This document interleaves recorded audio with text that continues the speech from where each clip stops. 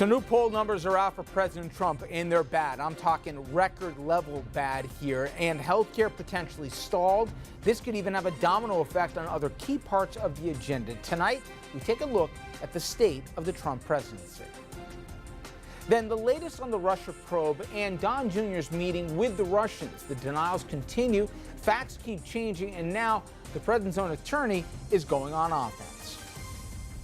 Also, more and more Republicans are deciding to leave the party rather than line themselves with Donald Trump. Is this at this point just a ripple, or is it the start of something of a tidal wave? Good evening, everybody, and welcome to RFL. I'm Richard French. Thank you so much for joining us tonight.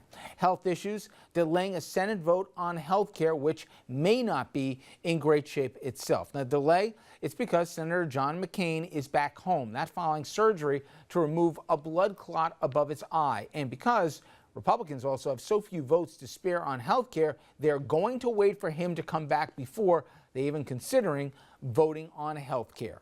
Republican leaders insist they will definitely have a vote.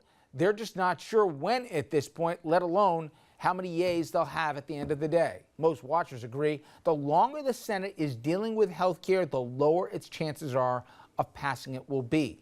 Republicans can only pass the bill with 2 or fewer Republicans voting no, and already you have 2 that say they are in that category. Susan Collins and Rand Paul both have said they will not vote for this bill, which is why McCain's presence is so important.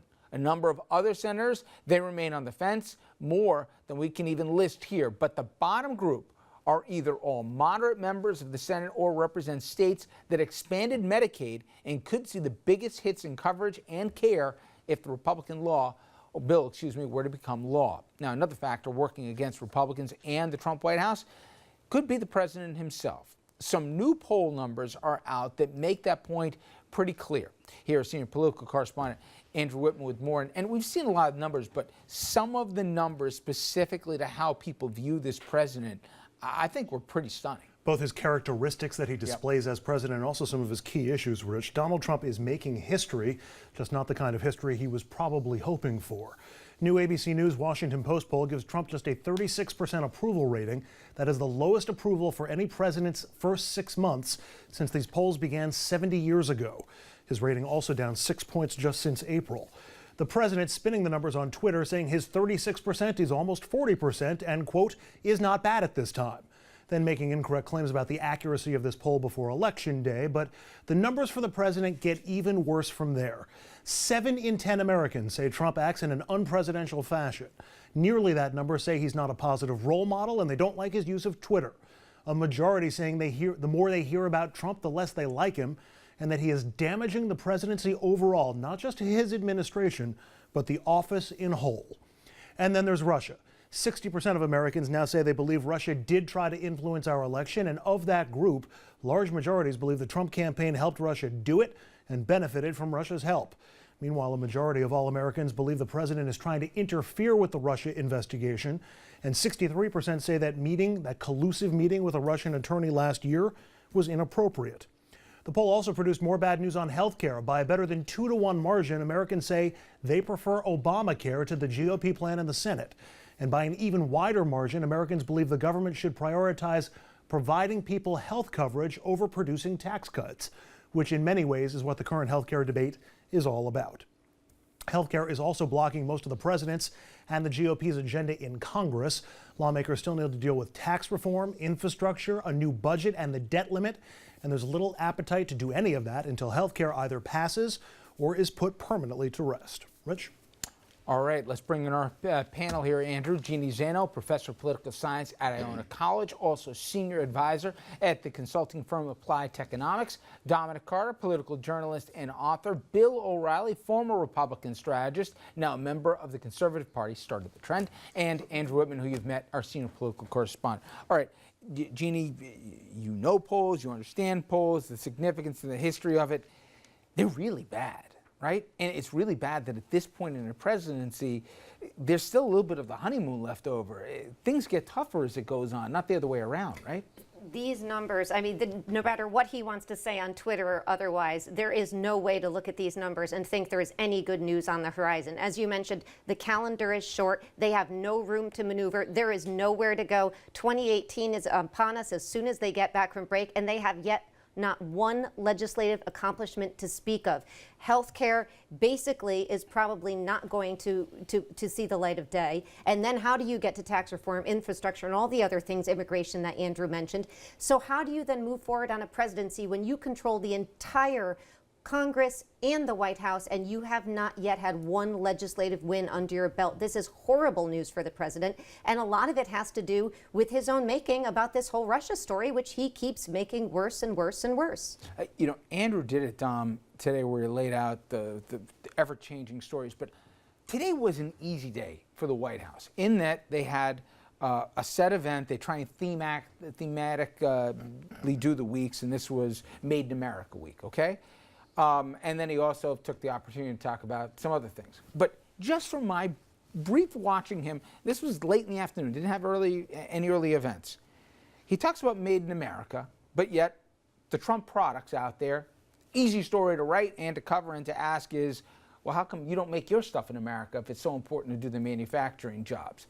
Also, the daughter comes up again with Ivanka's products, also the same kind of thing. Then the Trump family gets to be a reminder. Then he again changes the story about Russia and says, oh yeah, this was just about the charity, right? And I'm sorry, about the adoption stuff. Nobody, they've even said, their own White House said that's not what it was about. Anybody would do this. But Spicer comes out with a different narrative. So then you have, like the poll indicated, the changing stories. Then he said his poll numbers were good, right? When everybody knows they're not. And again, it gets to the trustworthiness. And then finally, when he talked about I forget which manufacturing jobs. Oh, this was about in Omaha, that steaks that they were going to sell theoretically in China. He did something that I just don't remember a president doing, which is, by the way, you know who's responsible for this? I am. I did it. Not my team, not my administration, me. I did it. And it took me one sentence to do it. I just went to Xi. I think he loves to say it because he knows the guy's name. He goes, I went to Xi. He goes, we need to sell that. And he goes, we'll do it, Mr. President. That's all it took. I did it in one sentence. And no one's ever seen anything like how great I was. And I just wondered, in 20 minutes, he summed up why he can never win a news cycle.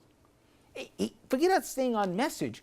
They self-inflict, to Bill's point, every single day. And today was an easy day. It wasn't like some hearings were going on, the people were testifying under subpoena or whatever else. This was easy. Well, and still it was bad. But it wasn't an easy day because the president, his one major problem is one word: discipline, or lack thereof. He doesn't have any discipline. So he needs a message man, somebody like a Bill O'Reilly, to say, and he's shaking his head no, to say, Mr. President, if you do Made in America, we're going to get hit in the lead of the story of every product you have is not made in America.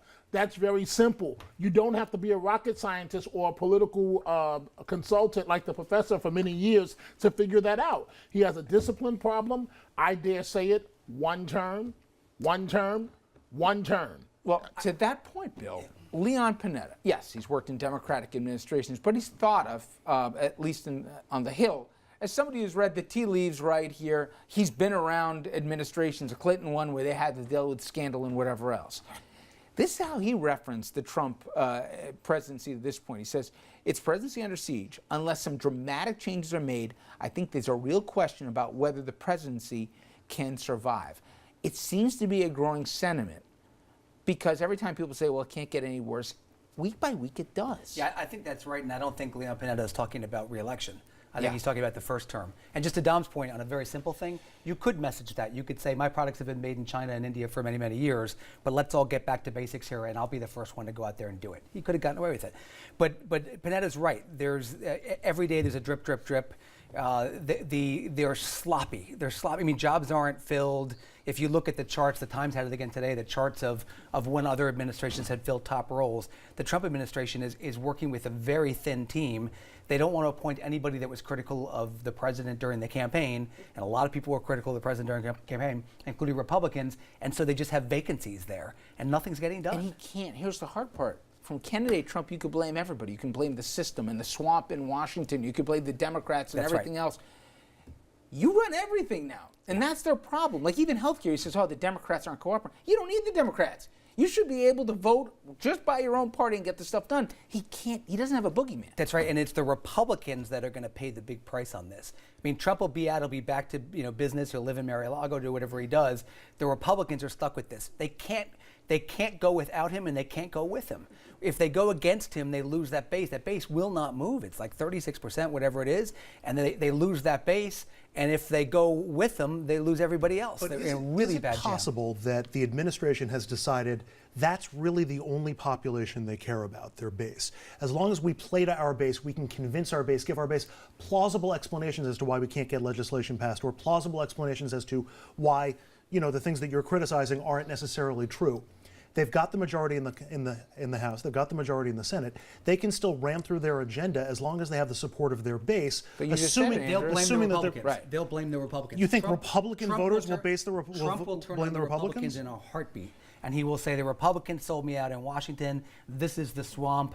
I came in to change it, and they there's still wouldn't enough do it. swing seats that's enough to switch this If thing that that's people what be out of work. If that's what they're doing, that's political malpractice. You don't win elections with 35. Right. I mean, that's what it looks like but they're if they're doing not to your if they're not point. thinking about winning But the election, they're can't- thinking about getting their agenda through as But best they they can can't and get turning their that agenda into electoral through. victory. They can't get their agenda through. And I see what you're saying about this Made in America thing. I couldn't stop laughing this morning. Is somebody in the White House out to get him? That's like saying Bill Clinton should have a week on sexual harassment of young interns. It doesn't make sense because he doesn't stay on message. Like if he would listen and do that, it might work. And it He's made not it easy going for to. guys, And everybody just showed to turn their people tie just- around to say yeah. made in China, and they And people pull the were old just interviews. like writing that story about Ivanka before this even all started. So I don't understand what they're doing in the White House. This was no way to turn things around. And this is why it's different now than maybe the same subject we could have said 3 weeks ago with different missteps. If they can't get health care through, they don't have the savings to get the tax cuts they wanted to get through, and they certainly don't have the money to do the infrastructure that they want. And the clock is the enemy. If Republicans don't have a couple W's on the board here, they know, like Bill said, they're going to start going into campaign mode here for the midterms, all right? And then nobody's going to stand by the president. So to Andrew's point, if you think it's tough now, if he really cares about his base, it's the craziest thing I've ever heard here because he can't get stuff through now, let alone you subtract Republicans. Just think about how tough it'll be. All right, when we come back here, the Russia probe, it's got Donnie Jr. Cutting its web.